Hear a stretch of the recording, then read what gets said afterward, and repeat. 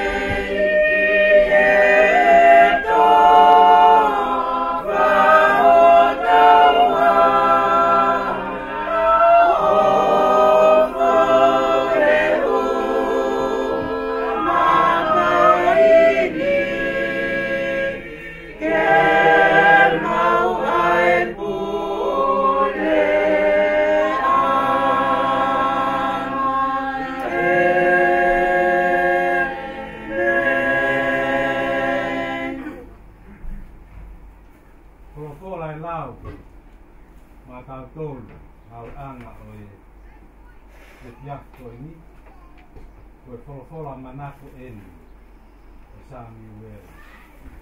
Ane tuwe parati de inis ko eni. Omea mai kiai. Ko iteri asione, wake iteri asione, nima oi vahe. Kato fulu mataha oi konga, kono fulu matolu. Waksione vahe nima, vestataha ki tahatolu. Pia ko enia ai whakamooni.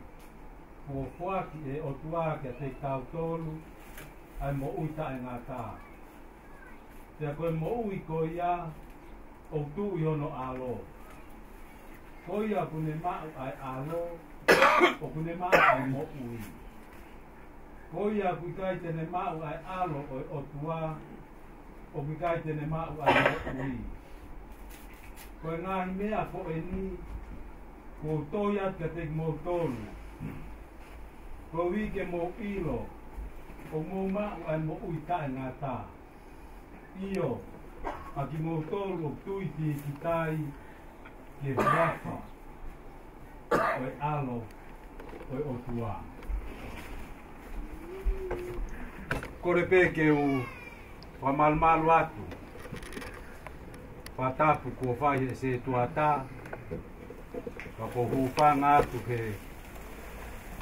ngai whatapu ko toa peu tonu ke whatapua i e whio i tau whai i e whiafu ko e ni koe whio pe ai famili tau heni i e whiafu faka'osi o Samiuela ihono kere kere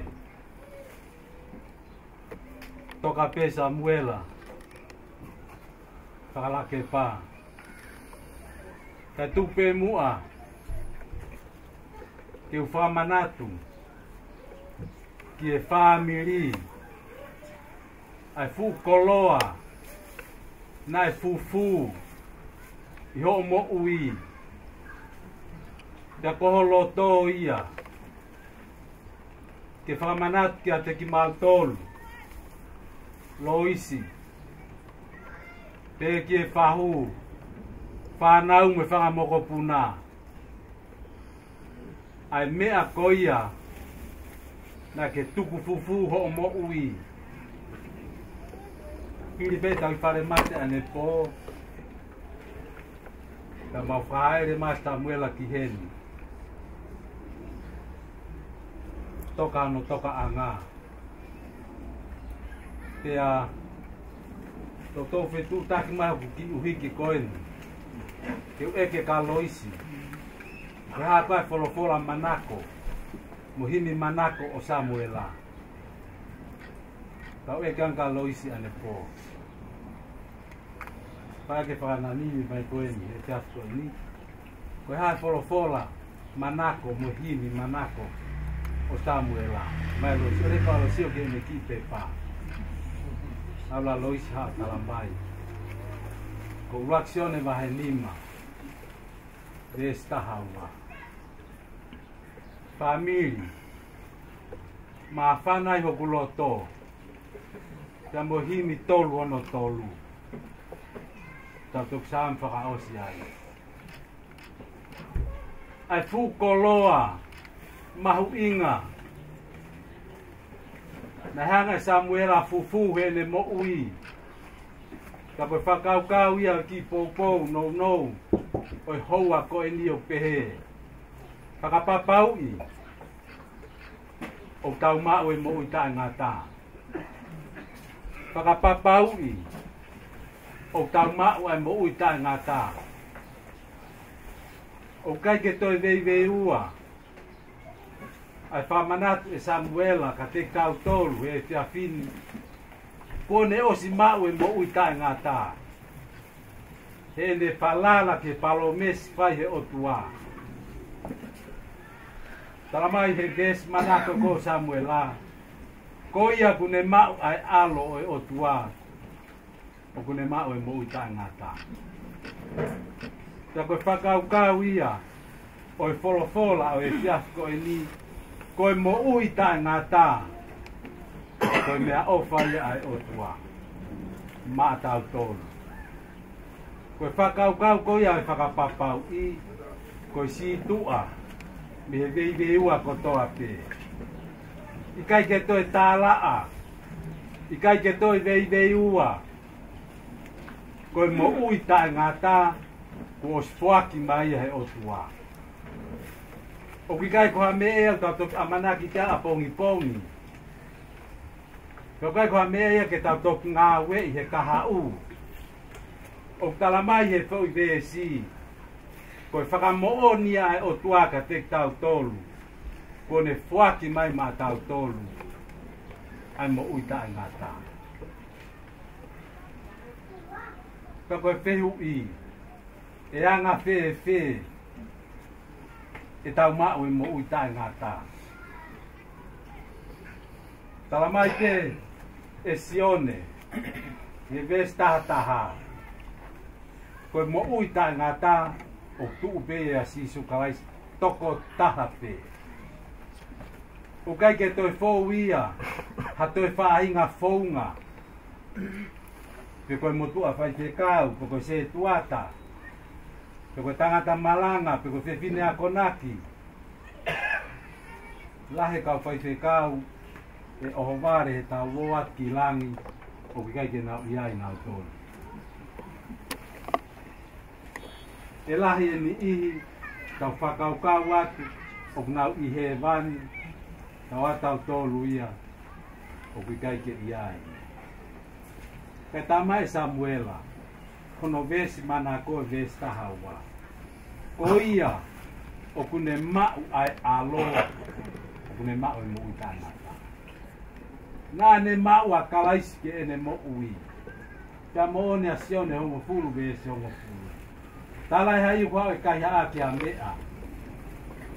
Ka ke kai haa pe tā mate mo mau mau. Ko au si su. O kou ha, kou hige mo ma'u mo ui. Ke tau ma'u mo ui, ka ke tau ma'u, ai mo ui lahi au pito. Ai mo ui tae ngata. Samiuela, o mau whawhetai at kia te koe, whamalo lahi. Koe half centuri edu. Ai kumwhonua maa Samiuela ki heki. Ponuan, tau ene ni manoa.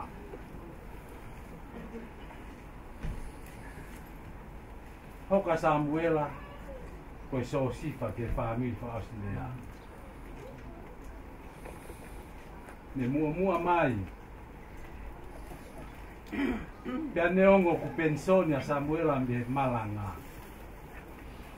O hange koe ongongo, pia fia na fai mahe pahuka te au. Ka koe malanga maari e mo oni. Nei fai e Samiuela.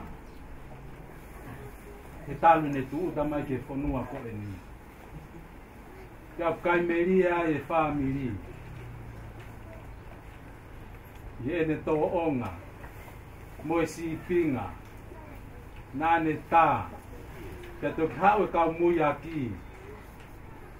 O nau mui ai. Samiuela ko whamalo atu. He tāsi pinga poto. Tāsi pinga lelei. Ka neongo kotoa ia. Ai mea kou tau wehi ki ai. He maaman ko e ni. Ko hai tā Fiema'u hano api.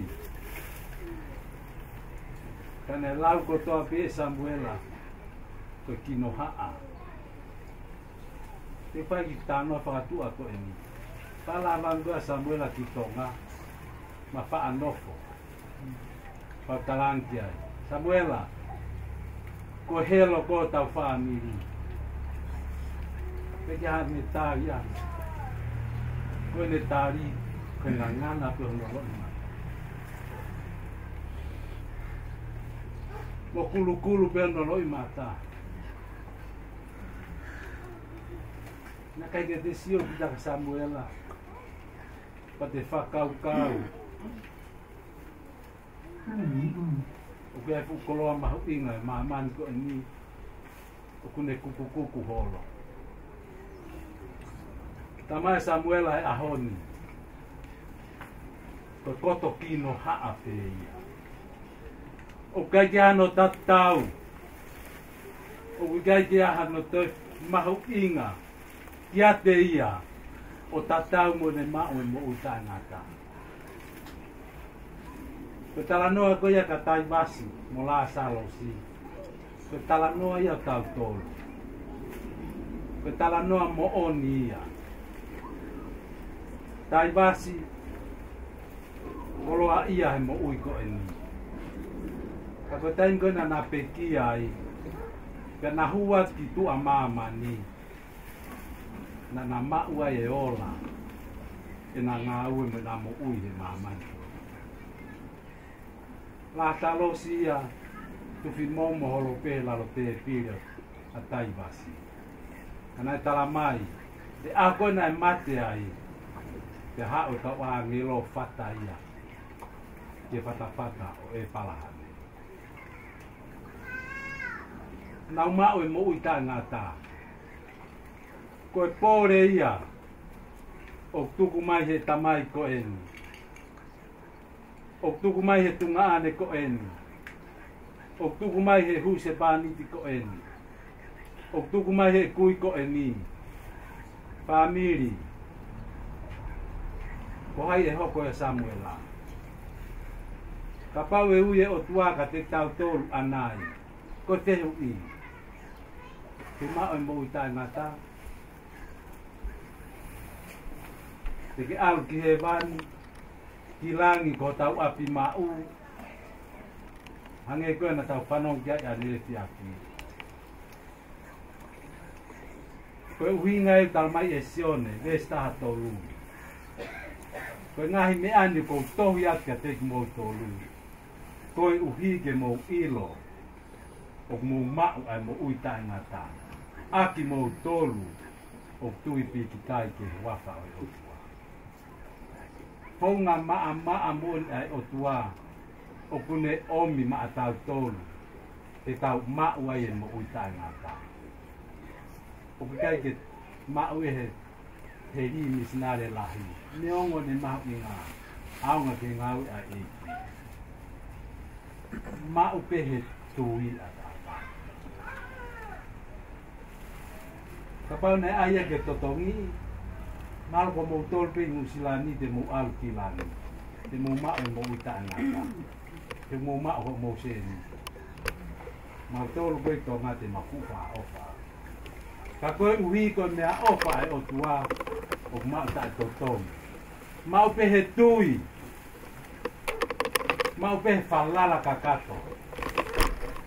Ke ngāwen ai whai e sirisu kalaisi. Tamai ko e sione. Koe hae ngāwen ai whai e sirisu. Koe whaki mai ene mo. Hao tau he kolosi. Ko koe mo au. Nai toton ke mate. Ko tau na ton ke tutuki he kolosi. Kai hawa si suo pekia. Ko fetongi mo fetongi. Ke ataya langi.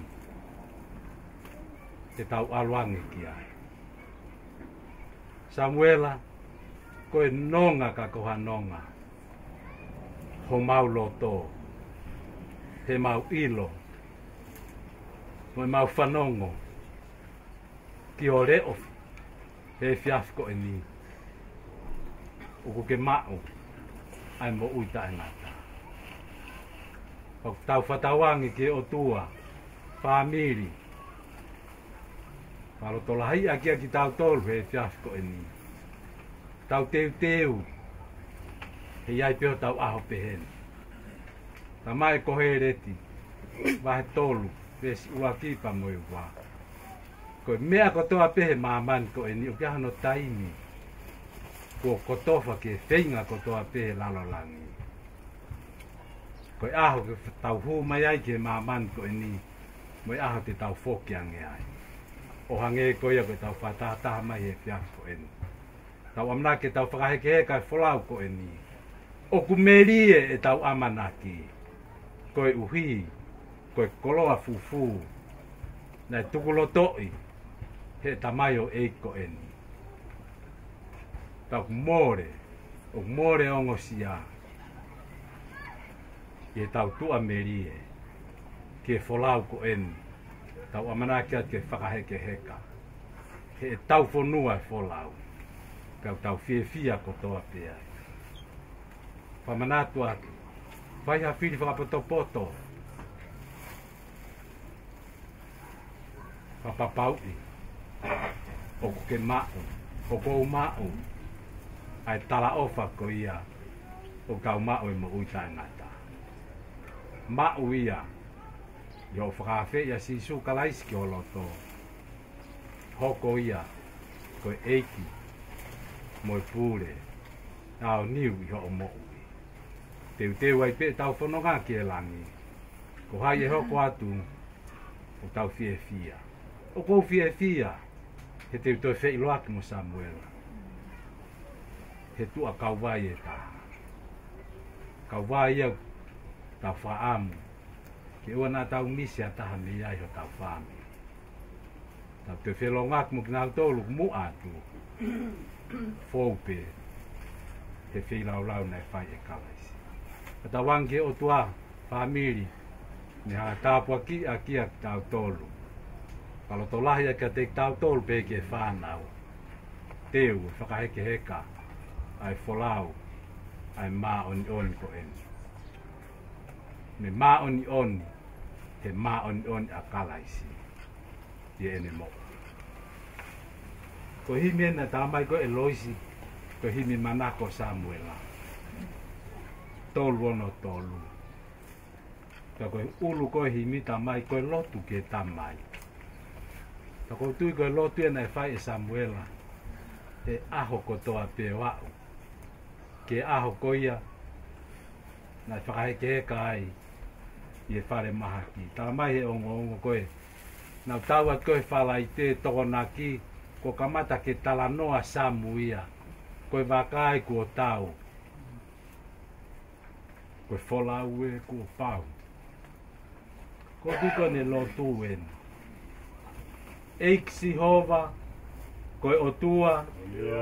Nā ke a whio talu mei mua. Tau potu koe si tahau. Ka ke manatu si o whanau. Ei tau potu koe tamai.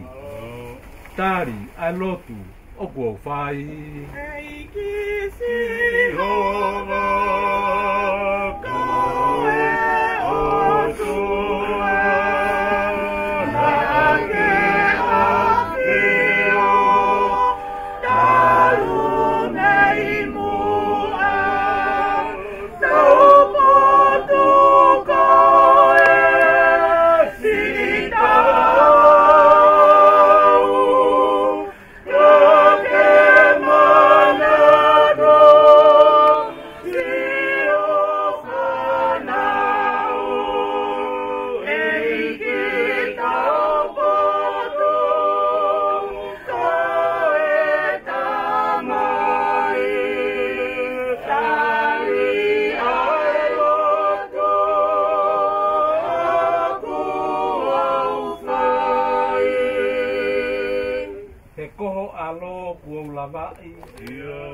Hoku huhu I ke Hawaii. Ou e hou hau. Ou e tau tea. Ka ke manatu hono lavea. E tau potu koe tamai. Tari ai lotu. O kua whai. E koe.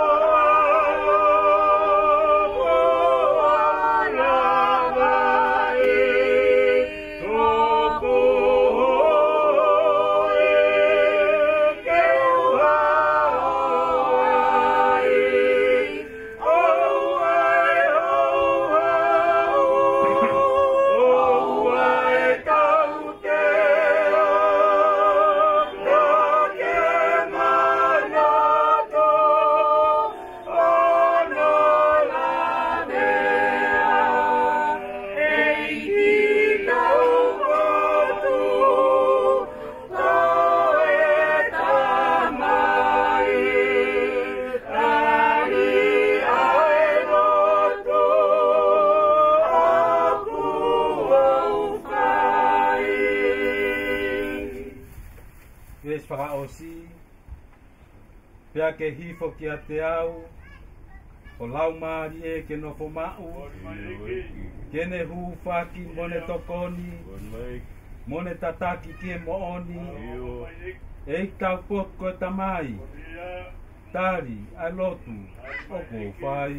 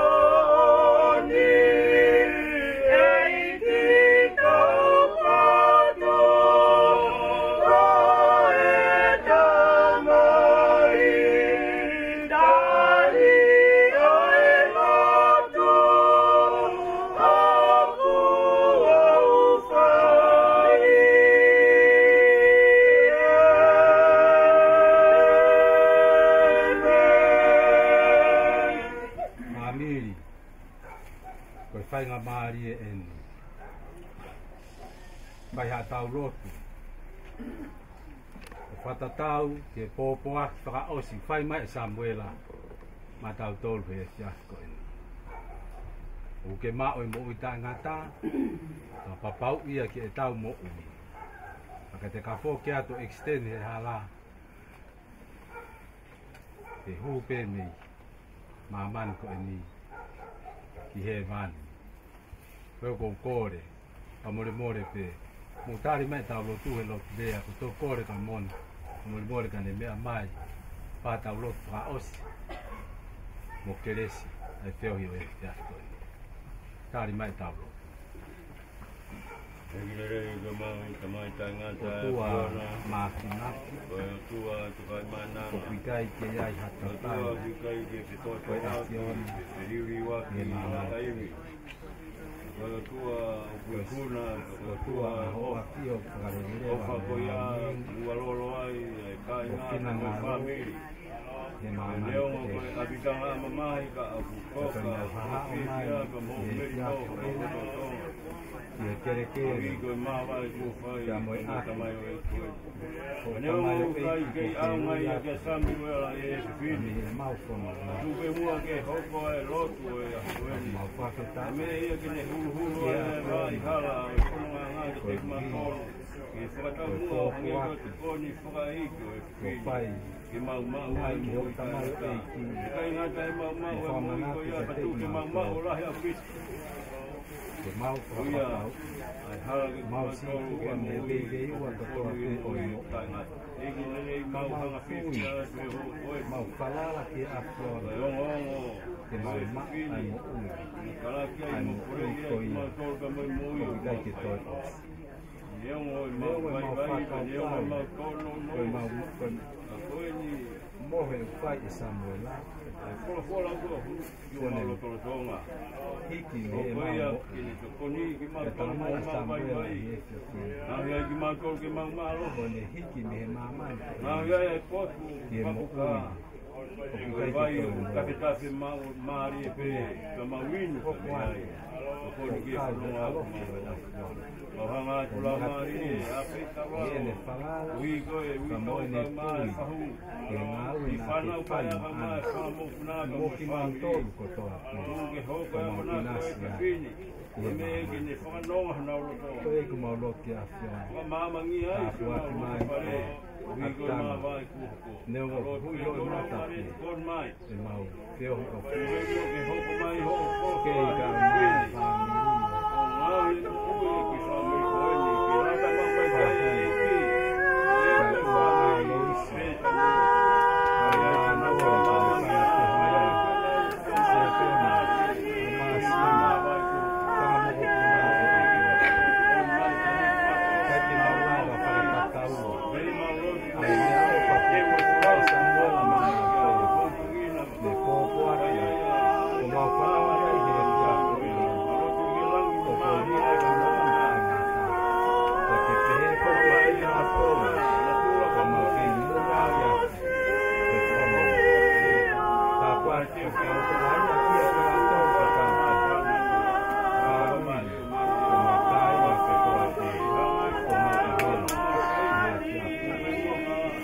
Frau Samuela e ne toka no ho fare no ho fare te ia e de te osi ka kone hua ki e fare tae na tae na ke tenga na mua tae no ala ka si si o whamaloa ki a fiona e rito e kofola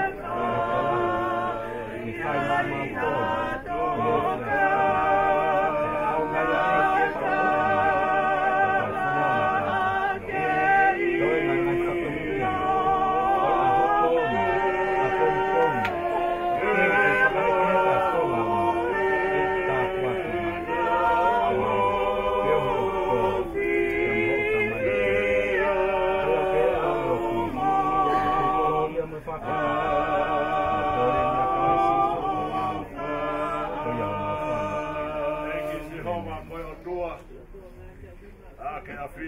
whai mama koa Tau potu koe si tahau. Io. Kake manatu si o whana.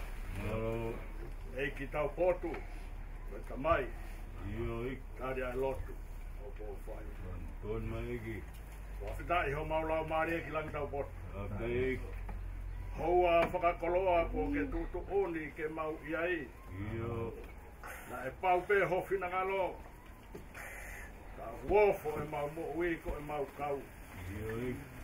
Kua more more atu ko uhi ko tāpa hua ho hua whamaa mo maa oni oni. Mau whamo oni ki he awhiona ka kai anga hala ki mato. Kai haa mau tau ke mau tāpa hua ai hua whatopu tapu ai awhiona. Whawhetai ko uhi. O mau tala e guongona he houani. Hoko mai a sisu klaisi ke mau maua e mo uita e ngata. Kawa e matapāpe, kawa mo ngutu o e tu ape mo yanga hala. E whakatau wholofola hu e kina e huafa maa mo maa oni oni o e awhiona. Whawhetai ho maulau maari e he hoa whakakoloa mau kauai. Mau i he kere kere koeni. Samiuela pe mulo isi. Whanau ka kumae ngahi makapuna. Mea maia e whahu. Lawa maia e pe moho tangata iki whaiwhikau. Katoa mai pe moe famili. Kaunga maheni. Pe moe kupu whikau aki kotoa pe. E whai ai lotu whawheta. Kau hi he kua hoko mai e mafi a Fiona. E loto whare o Samiuela pe molo isi. Eki, a whio mai ki he lotu o ku mau whai. O ku whai punou e mau hu. Inu alo i mata. Hi ko tae Fiema'u pe moho o tā mai o eiki. O hai ki mau tolu. Ke mau whie kau ki ho o koloa. Ke wholofola ke hoko mai. I he maa oni oni o e a Fiona. Koe a honi. Ko ke wholofola mai. Ko ke ongo sia pe ko whiunga o ngā we. Hiri a ngā we māloloa Samiuela foki mai. Whawhetai ai ho maulau maari e he houa whakakoloa koe. Eki. Whamaloa atu koe uhi koe wholofola ko mau whanongoa he whia whini. Ki nau tolu o kunau mau e alo te nau mau e mo uita e ngata. Poreia ke aloisi. Poreia ke atoa kase. O ia veo ku toi he whanau, faka'osi, ka uma a mere. Poreia ke he whanau pa me ngahi makapuna hono katoa. Fiema'u ia ke mau katoa ki he api. O ku haa ere atu ki aia Samiuela he hauani. Ke mau mata ia e langi langi. Pe mo ngeia a Fiona ko ke palo mesika te ke mau tolu. Ke mau inasia yo ka pau te mau mau ai a Fiona ko sisu place. Do mafu mau whamalo atu. Tā waki ko inasia i si kainga me hihi fo. Me hata pe ko wheha poto hihi. Ko mau katoa mai ki hen. E a ifo ko mau whilongo aki. Mau whewha o fua aki. Mau whesi o whaki. Mau whewahe wahe aki. Mau lava mai o whakautua he kere kereni. Mau whanongo ki ho tā mai o eiki. O ku omi e wholofola ko ho mau wharoto lahi.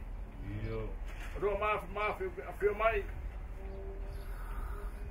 Mau whe puno i kotoa be, ka mo e loto mawhasia. Ka koe loto o ku mau whai, o mau hapai atu si lo i si ki hawhiona. Koe aho fo ou. Koe aho whakaofo ki he ne mo ui. Inu alo i mata. Kua pūri se o no ofa ana. Koe kai ke toi si i rea mai. Eki, tāpo kina mai si ne mo ui. Tumua ke riringi mai ho kere si ke si ina se so no lau mari e. Kene langa whaka fua e whaingata. Oi whanonga toko taha. Ka ke haa ere mai o. Ma whao mai ho toko kupu mafi. Whakamaru maru si ene whanonga. Si ene ki i whanau ka uma a.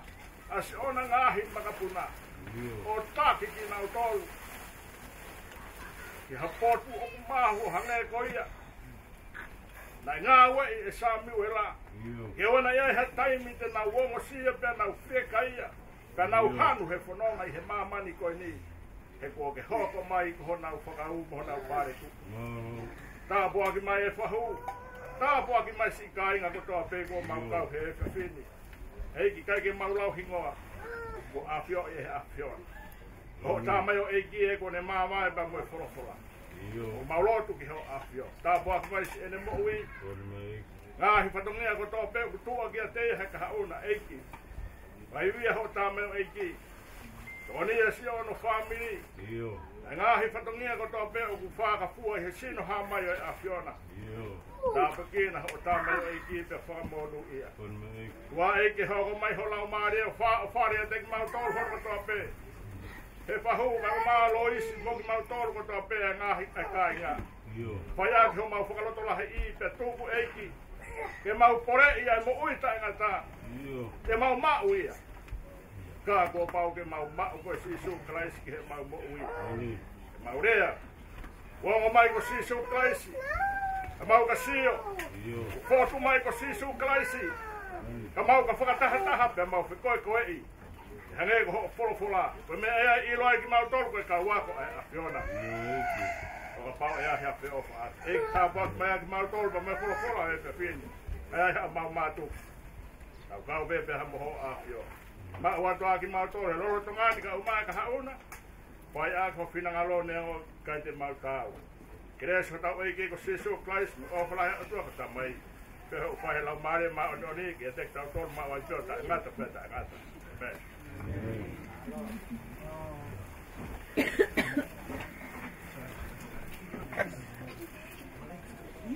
Moro pe kau ki wai te ya pe. Porque a fio é terra mai o tal do toma. Mata porque ana mo makapuna hoy. Tap ha mata pura. Mata porque quer aqui. Mata porque fekia. Samiuela Faka'osilea. Mata puatu ke utau ka mai whanau mo whangamoko puna. Mata puke whai whekau.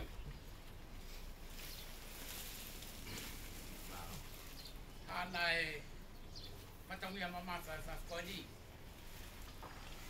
Mata puatu toa. Mata puke whahu. Mata puatu ke famili ko toa pe.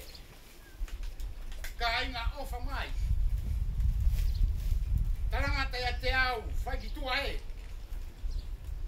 Kai tuku mua ke whafonga iat. Whamalo. Ai utou ka mai whanau. Ka ui ko e ngau e mamaf. Ko tau lava. E hoa whakoroa koe ni.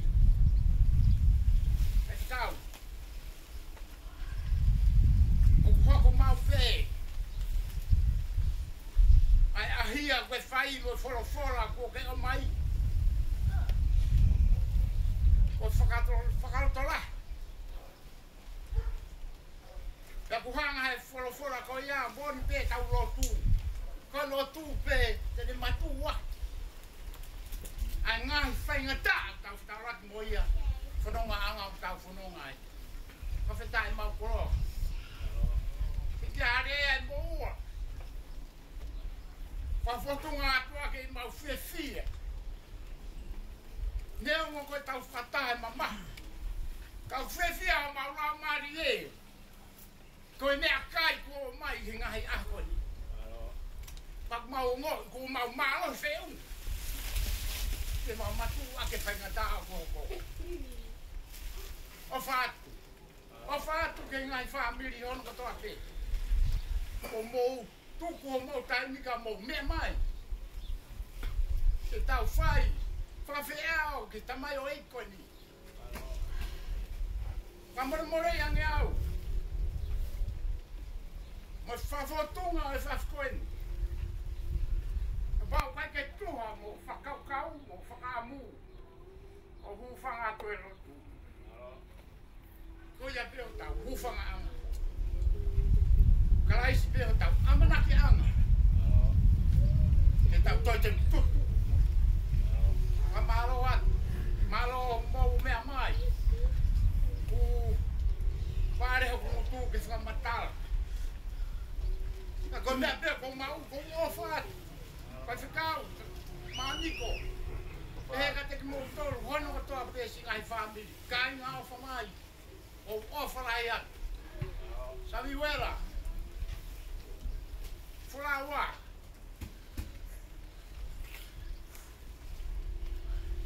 Ka tuku e tefkoni. O whanga e o tua e. Whai beho whawhanga.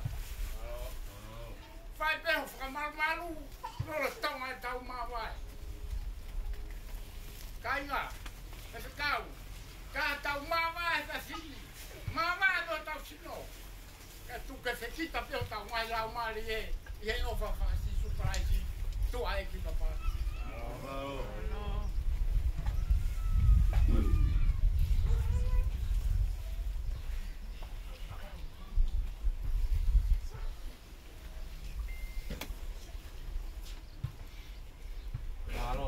Malo lava ta Failotu.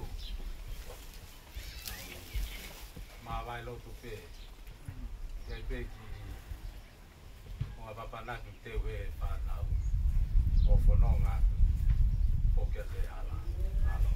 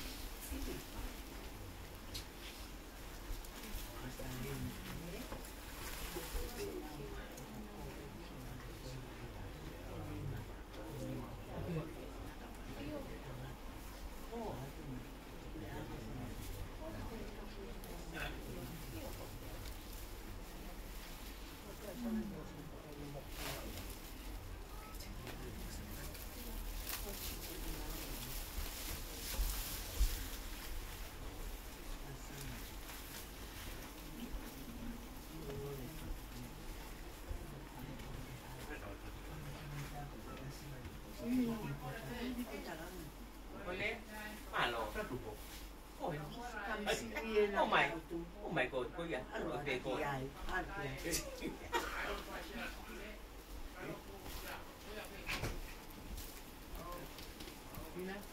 Iyo, kamu ya. Ogi sio que to wako kalo. Iyo. Ila katito aki. Sio aki. Halo mone. Ako no kaya. Ay nga. Iyo. Iyo. Tan. Ako.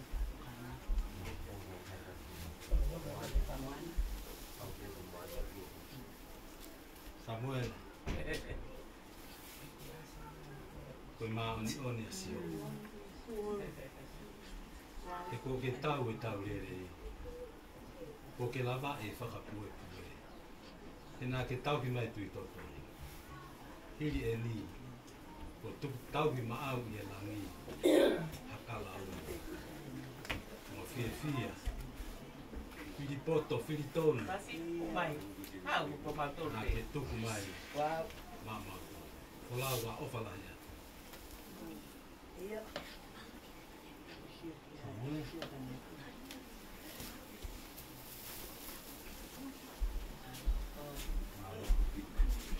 O tam e uma kia ko ya kita. Meriani. O peke pehe te ia. O ora mai a o o muri. No pa ta puta. Aqui aqui aí o dia coisa. Tomasi? Loisi. Olha a boia. Então essa pessoa samuetari que fala nada. O que é o arco? Como é?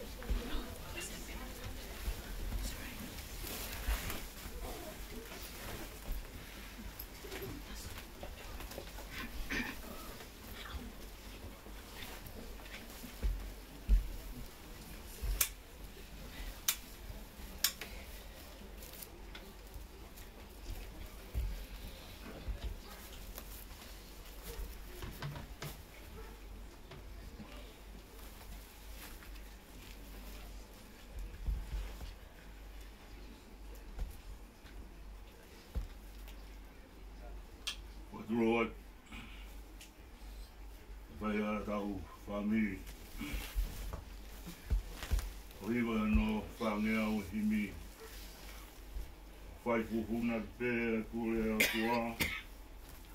Misteria tamu mua. Kune kau kia ha'au kouri whau. Te heka hea wha mohala e te au.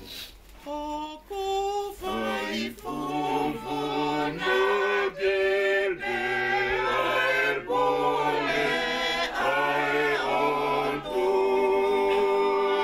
Koe kumisi tere ia talumi moa imo.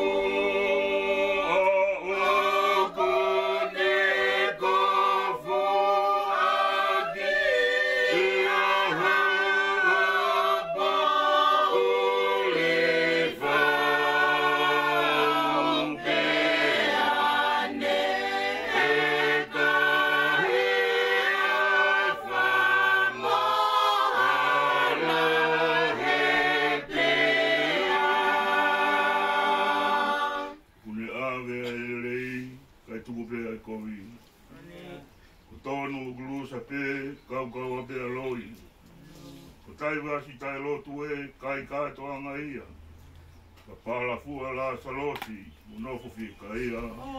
Kone ave ailele kai toku pe aeko i kotonu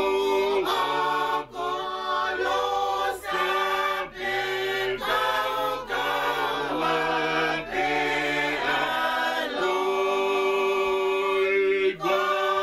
sape kau kawa pe aloi kotai masitai lotu e kai katoanga ia papala fuala salasimono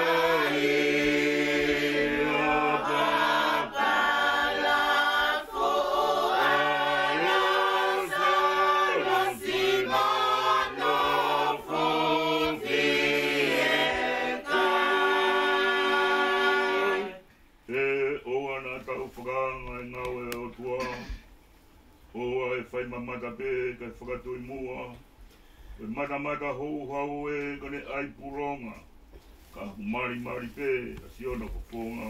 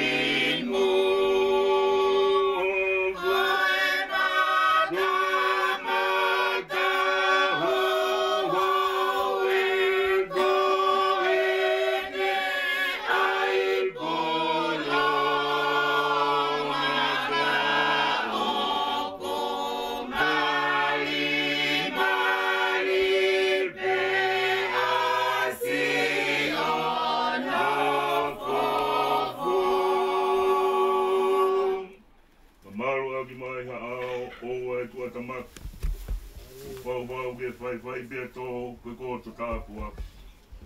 Kōwina e talamuka mahi e lau mo kona. Oua ke fisi pe mo fua kai whakafofa. Kaluaki mai hao oua e tuatama. Ki kōpau ke whai pe.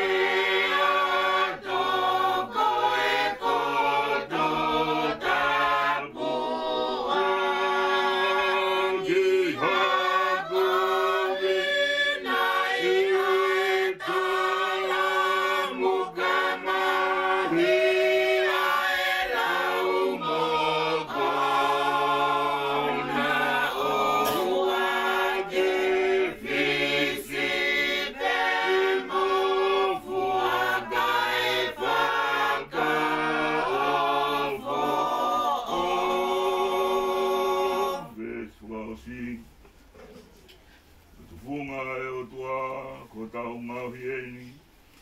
tua e ngā ue ai te ke furerei. Uha whakakonga pē, ko hike tau tui. No a alonga pē, e haga tau mui. Ko e tu whonga e o tua toho tau ngāhi e ni o kutu ai ai ngā e ina koe ai ke fule le o kuha whakakonga pe koe uhi ke tau noi kohono a alunga pe e hako toa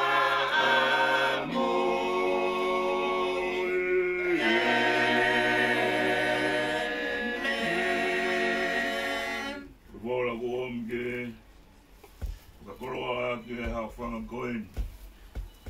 I e whiawhiri. Ai e hua te soronaika. Te kono. Tolo e wae ta koe vesi hongo fulmaa no. Ki hongo fulmaa walu. Koe taratuku. Koe popoak ofa. Ko whai e apostolo ko paura. Ke kāinga lotu kolini tō. Hange ha ni taratuku. Ha rea tuku. Ke kāinga lotu kolini tō. Whaambe ke tau whanonga tokanga au pitu.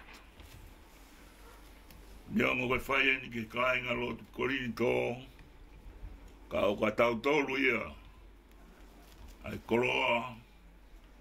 Ko tau whanonga ki ai he whiawhi koeni. Whakakaukau e whalawhora koeni. Ko e tāpu aki ai eiki. Ko e tāpu aki ai eiki. Te kalau ki he tāpu aki. Ko e whukoroa ia. Ke inasi ai. Te au inasi ai mamatu au whaoa ai whiwhini. Whambe ke urau atu. Me liu. Whai he tohi taurua. Ai wholofola e whiawhi koeni. O whake tāpu aki i mau begi mau tōru. Ake ai merino. He eiki o ai merino. O whake kaua eiki ati ki mau tōru. Hono kotoa. O whātu. Kua upaula. Ko he toi ni mana aku. O ku pehe whamaoni. He tohi kotoa pehe o kou whai. Tawangi ka mo inase i pehe he ofa au fuato. A tau eiki ko si sukalaisi.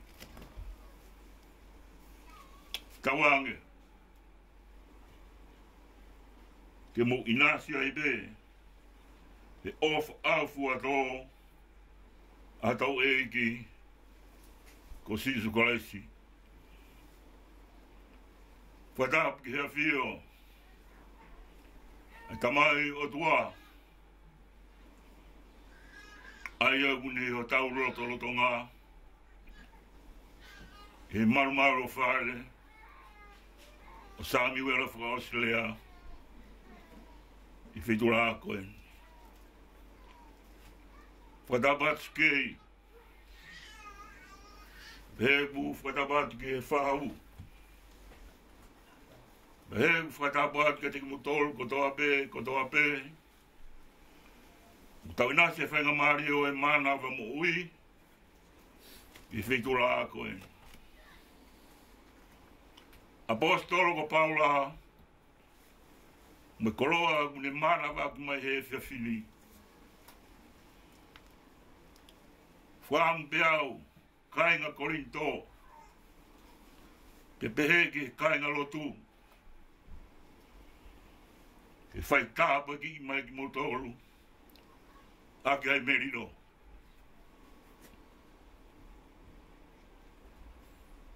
Whaamia e postolo. Ko e ku whatawange. Ke whaita begina ki motoro.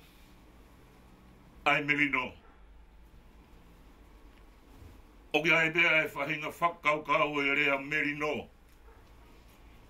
Pea ku āwia mo hono whakaukau.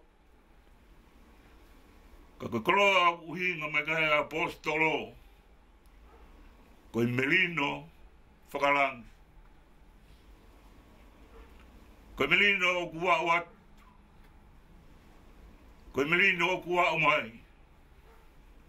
Koe melino o whea o au tak. Pelanga whanua maha pureanga.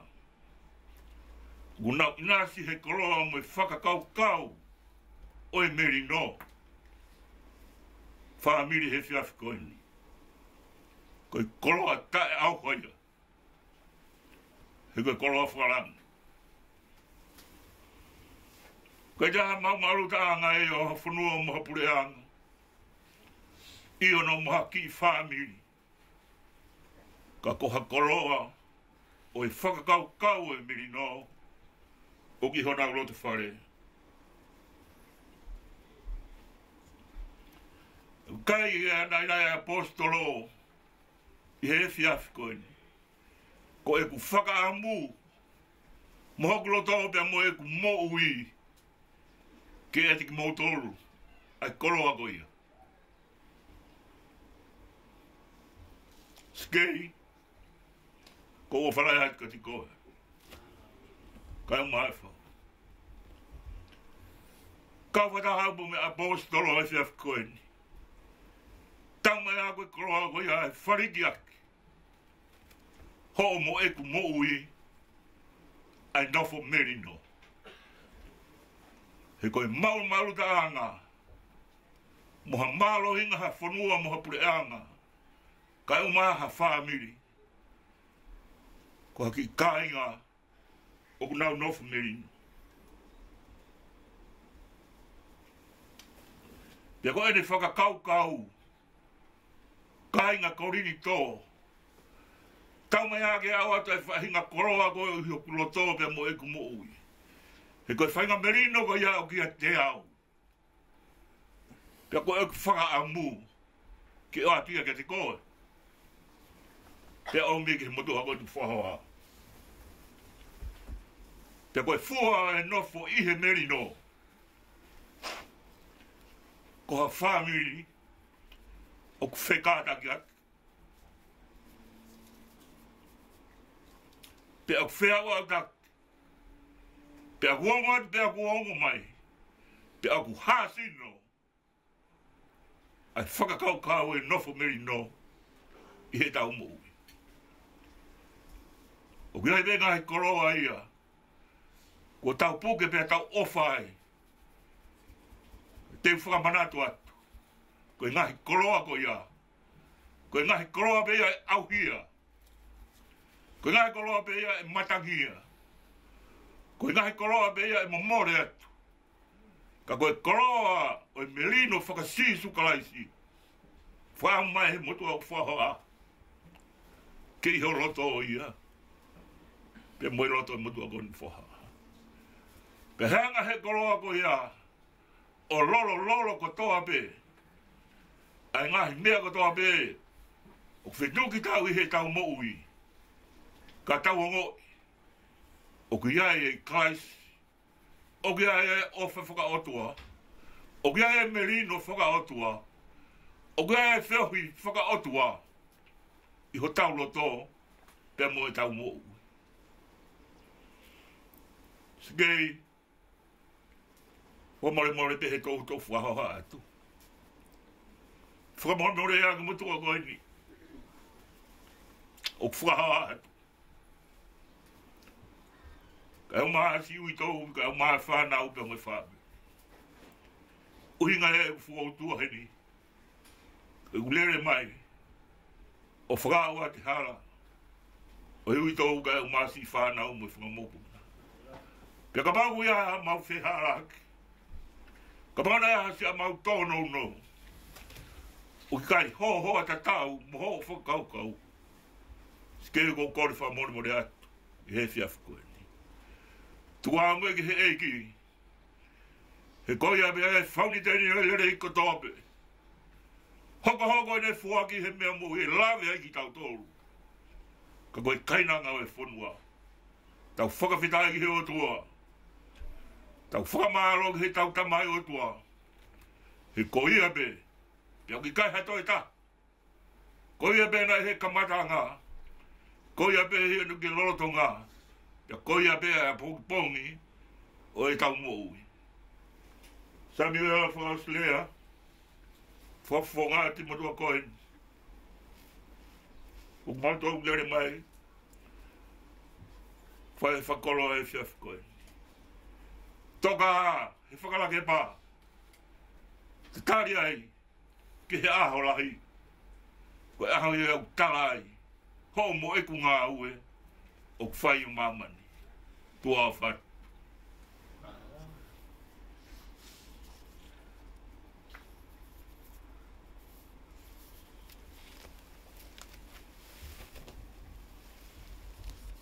Ko hewa he no ngeau, niwa ngeau mani ma himi.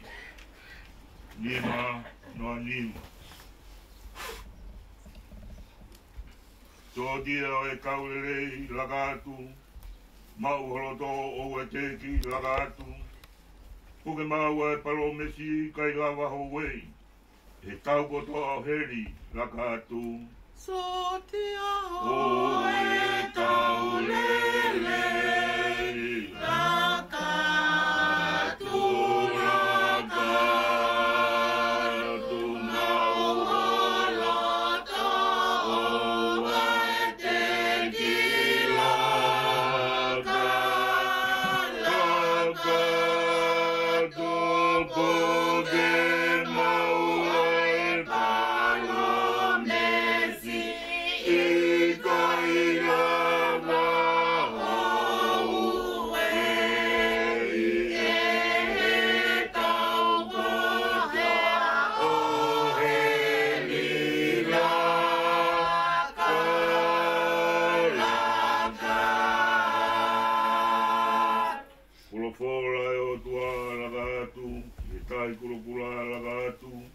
Mau holoto o e tuka, o e kumi whai mo fua. Kai ti tui beki mua, lagatu. Fuala, fuala, ai o tua lagatu, lagatu, i he tahi kulo kula lagatu,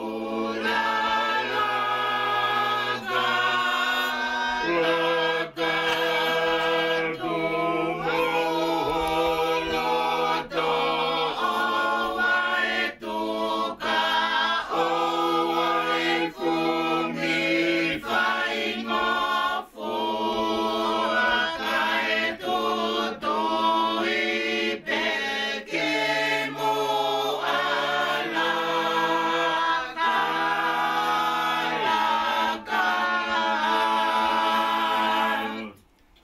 Mori ka hiri veskoni, o kore hati te karima e tau rotu. Buke nei rifia, lagat. Buke nei ongosia, lagat. Mui mui he skaina, lafi he poua whina.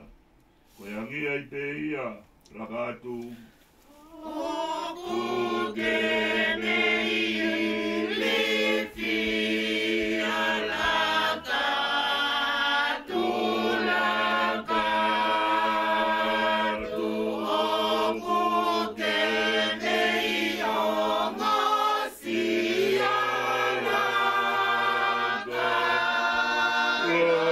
Lagatu, mui mui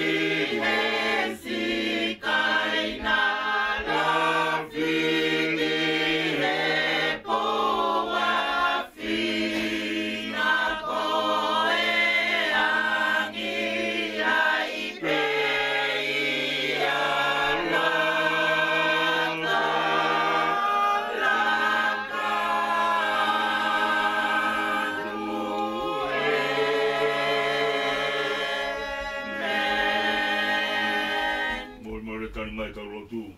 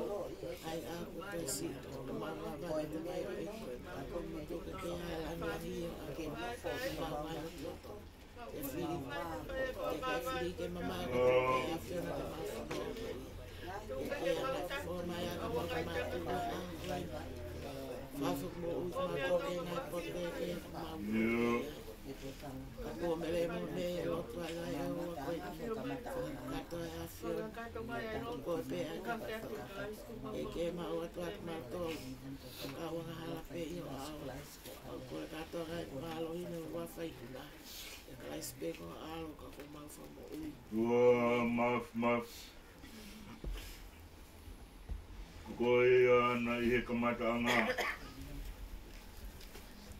Io koe na ihe ane a fi. Koe i be a hori. Ia i pehe ai be o fio. O rau koonga pētai ngat. Mōne ku habe mo mōre ngā himbea kotoa pē. Ka koe otua o kui kai. E o ku mau hanga ke i whitura koe ni. I he mau tui mo e mau whalala ka kat. Ko sāra i koe. Te unga a noa mo mau waiwai. Ko sāra i koe. Te unga a noa mo e ātakai o e marumaru e whare koe ni. I he whiawhi. Whatongi a bei a o hātanga.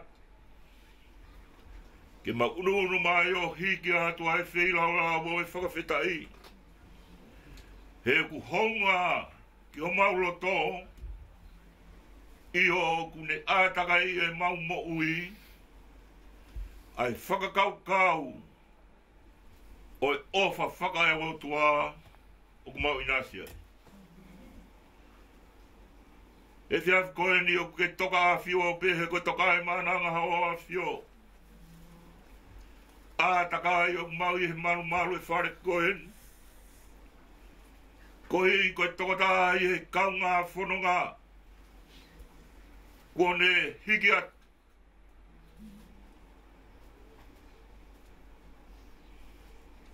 Te kui kai te mauto e whanonga no hano leo.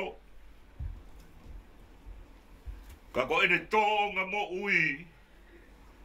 Mo e mea nāne whia. O ki kai ma tō ia. Me hu mauroto pa mo i mau mo ui. O ku hang hange ka teki mautoru. ko hakakai tue noa ki mautolo. Ka kumoni e nai ko whai hea postolo ke tiki mautolo e fiafi koeni. Ke whakamau i whaho mauloto. Ke whakatu mau i ai loto ki he mau mo ui. Ko e whorofora ho a whio, ko ia ia. Ko ia be, iha ātakai, o hangi he ko ia he marumaru e whare koe. Tua maafi mau hanga ki o a whio. Ko e hahare a te mau whai. Ka koe mau whakawhetai bea ki mātou mo mau whakamaro. Haka bea ho mauloto moto he lang kua tau. I koe mea ko toa bea, ko toa bea ku hoko mai.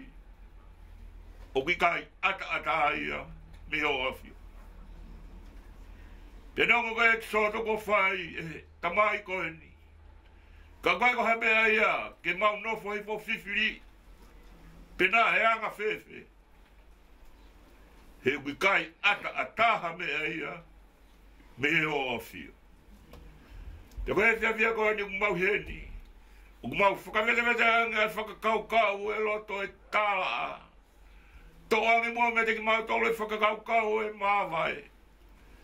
Ka mau nofo hei fo whakakaukau loto. Ki e wholofora. He uku ke iai. Te ko ene exoto mo ene hiki atu ko awhio. Te kum whakawhie maari e aha mua u loto. Te mo e mau mo. Tua mafi ku mau whamaroa. Whainga maari u anka skei kai u maa e famili. Te ku mau kau whakataha e fiafi koe ni. Koe whanau pe taha ki mau tolu. Te neongo ku whakawaawa e lau e nofo. Ka u ki kai ha mea tene hanga o vete ki mau tolu. Me taha mo kalaisi. Ka ilonga hawhanua mapreanga. O ku nau mo ui o taha aki koe. O ange koe ki famili koe ni. O mau whakamaro lai atu ki o whio. Kau mai a. Ke hoko ki lota whareni. O ange koe ki lota wharei pētani. Na nau masiwa ngawanga hene ako tope. Ka na nau nofo fia. Ko hipe ko ho wholofora. Koa mafi mau hanga atu ki o whio. Ko higa ngai whatongi ako tope. O toe, whatongi a siasi, ke aho te mau mawai ai pe moe, tamai o i kini, o ku mau tuku atu ke te koe, ke whakakato mai. E ko koe au ka kato anga e mea kotoa pe, i taimi mo i tani. A whitalo aloa, ki taria e lotu moe hu, moe whira au lau ko mau i kini. I e krespea i ki o Jesus Christ, o Failotu me whira maari e maarion. No Fai'aho whating mautolo na hiri, kai whai beo tai ngata. Amen.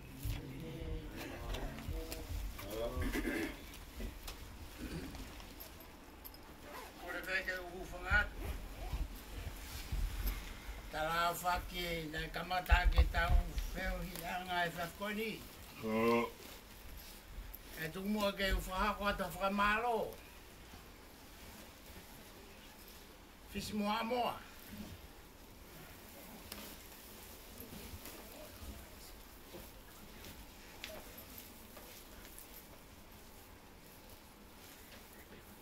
Ko foto e whafkoni.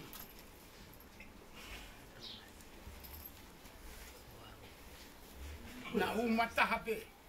Ko whawhetai. Ho mea mai o tuku mai o maa. E takaunga auma. Hono fuesia sio. Si whakamasiva. O kulota whare.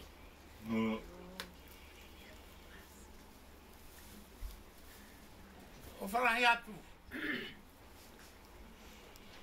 Kei koe. Mo mea mai, o au mai. Ke tamai o eko ni.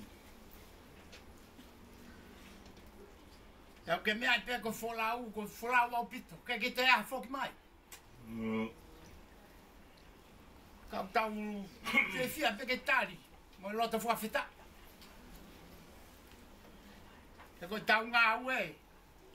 Tau ngā ue pe mea man ka koe whakatūtū. O whai me tau tamai he wani. Koe ia e ku. Koe kia lea e tau. Ke whawhotunga ke whia. Mo e whanau. Koe ko mea mai. Ke tau kau ngā umata. Hono Kate King. Si whaingata. Ko huk tonu kuroto whare. Whamaro at. Lewe vai marang.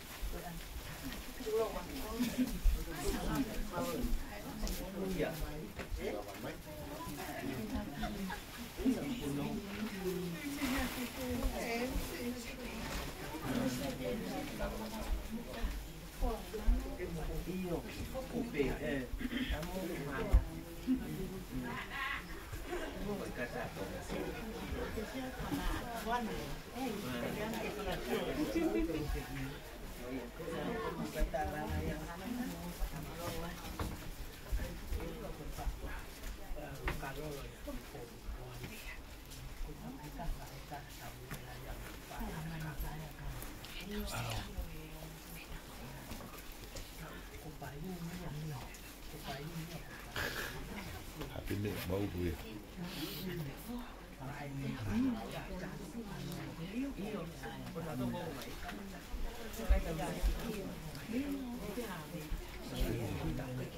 Tengok.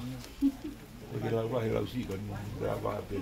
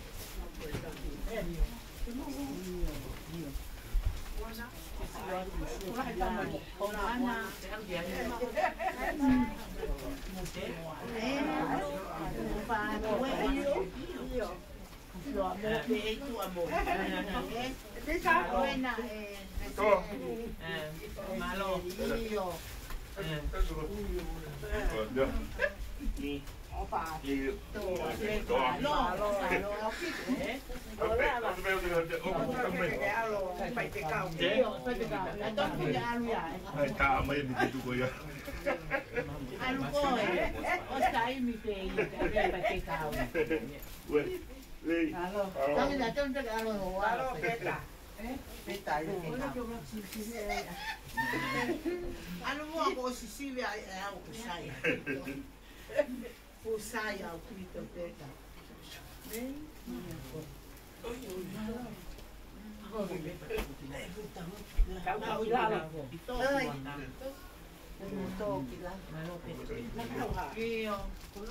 Kulupe na mo mai. Taxi.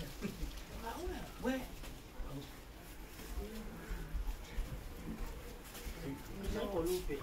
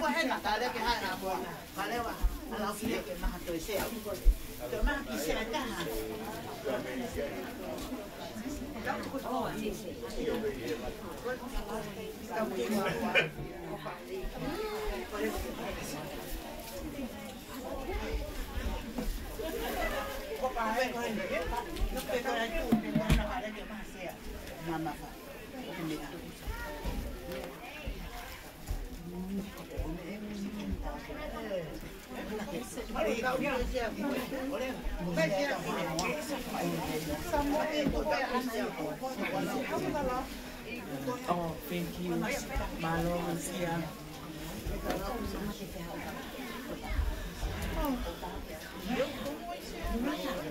Come on, sit down. I want to kiss you. Here. Come on, kids, sit down. Sit down. Yeah.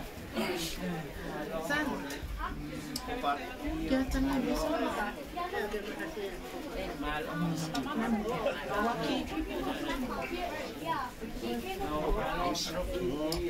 Malo. This is Lawaki. Tell your name. Hello. Oh, Malo Lawaki. Hello. I couldn't see. I couldn't see you.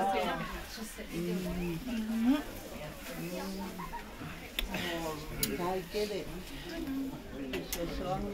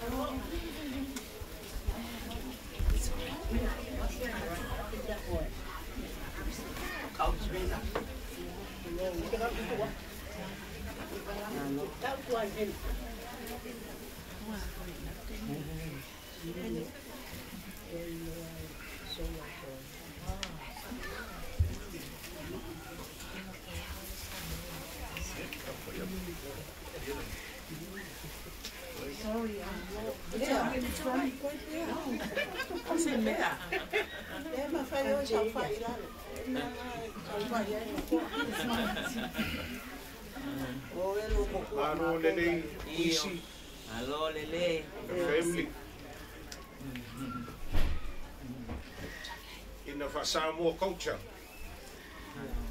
when we come to the house of the deceased or the person that has passed away, we say some words like this. Tulona ia le maota na mori.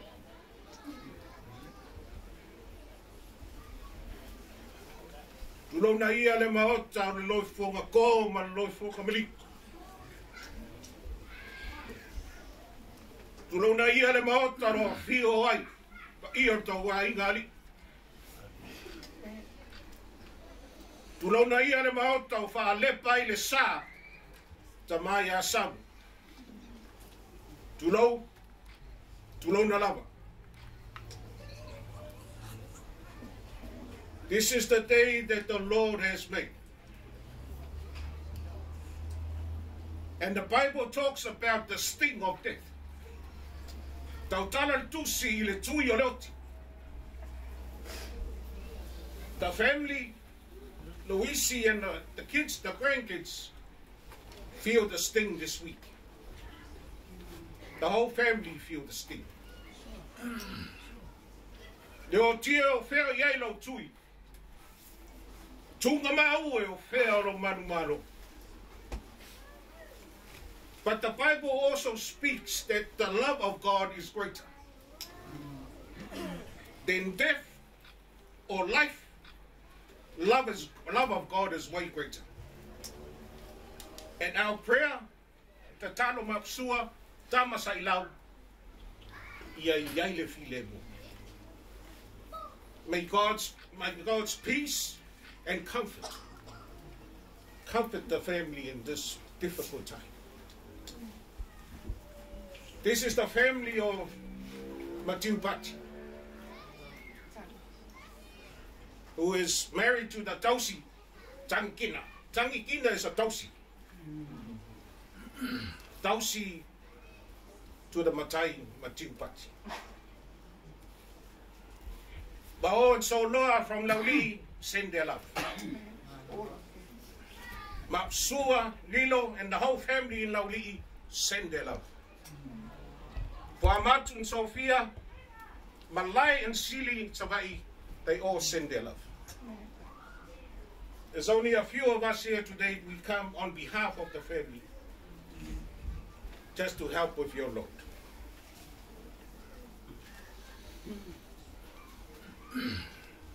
Matiu Pati, in the Fasamoa yele upu uamutia le ala I tato vanu nofo.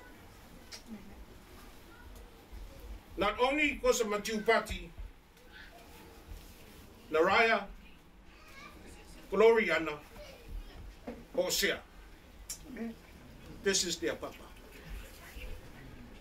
We are now connected.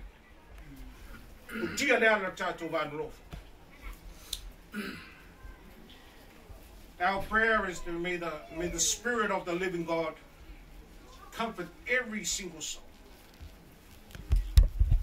Not a song, not any words can give you peace, but our prayer, matu tatalo, ia fa mafana fana le tua, me umalawa.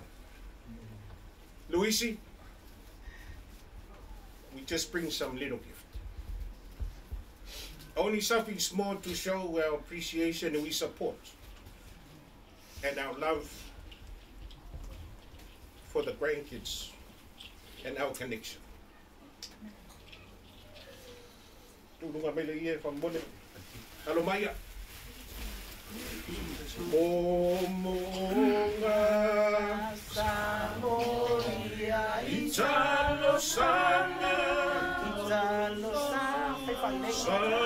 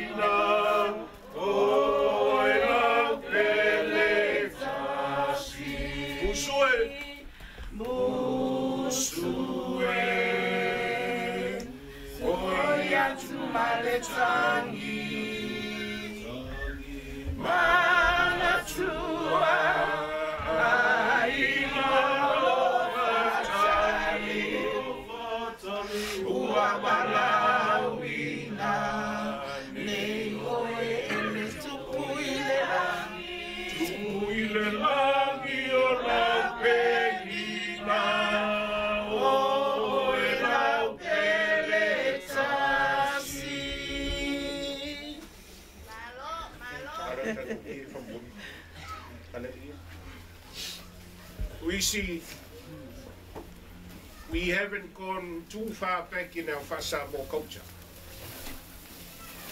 We only bring one Yetonga. Naraya, Gloriana, Hosea. That's the main reason. Our connection. Now,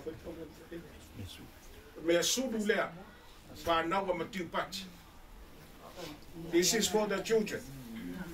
Come on behalf of the family. Mali?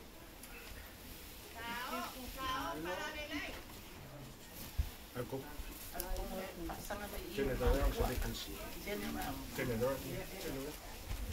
Turn it around. We okay?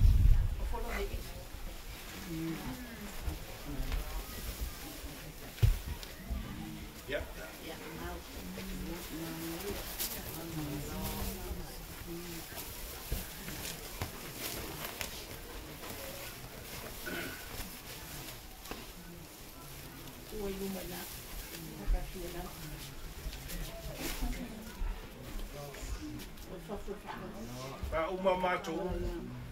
We conclude our words by just a small monetary gift.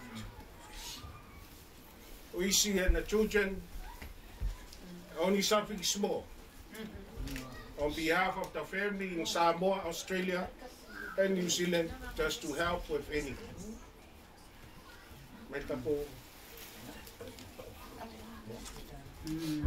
Me alofa lelea. Luisi.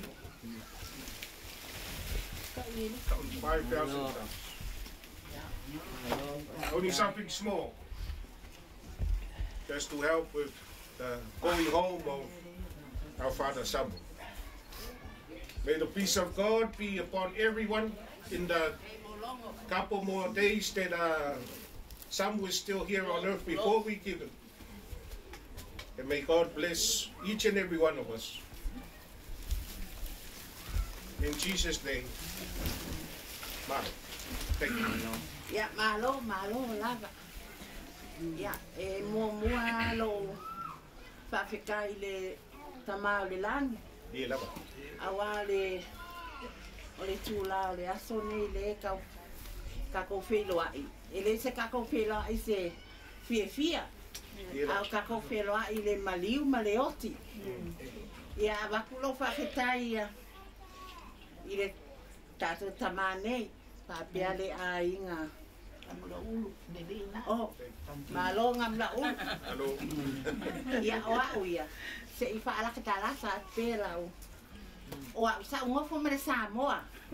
O mea le o kawiloa inge Samoa. O lo tōrua sa saumai o saumai whangali. Oh, yeah, next door. Ma le sa kuisunga. Le sa ua ilo mai ilo kōlua. Awa maliu se o kōlua. Ia o whailang le wholaunga. Ia. Wa le wo koi fo ilo wa inga konga. Ia aveange ia tūla le aso ma le fiafinge. Le kako whaatasi i le maliu o le tamane. E akula o whawhitai le ainga atoange. E le se mea nei ainga e. Whaatisa moto wano lofa a mai, tala mai au, le nei tūla. Ia paua si whawhitai maltina nei, whapele le afine nei. Whawhitai te le lava ko wano lofa ma ko wanga le lei. Awa o le mali o le tamane ia waftai lava.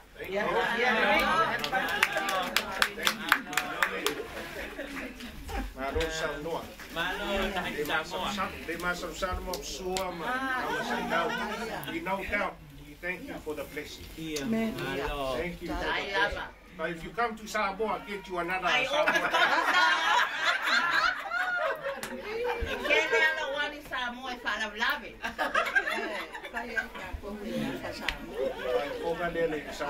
Thank you very much.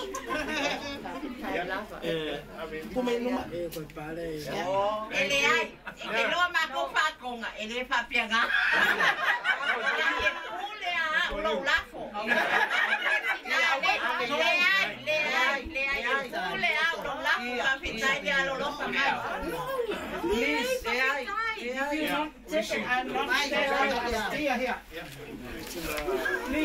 Please.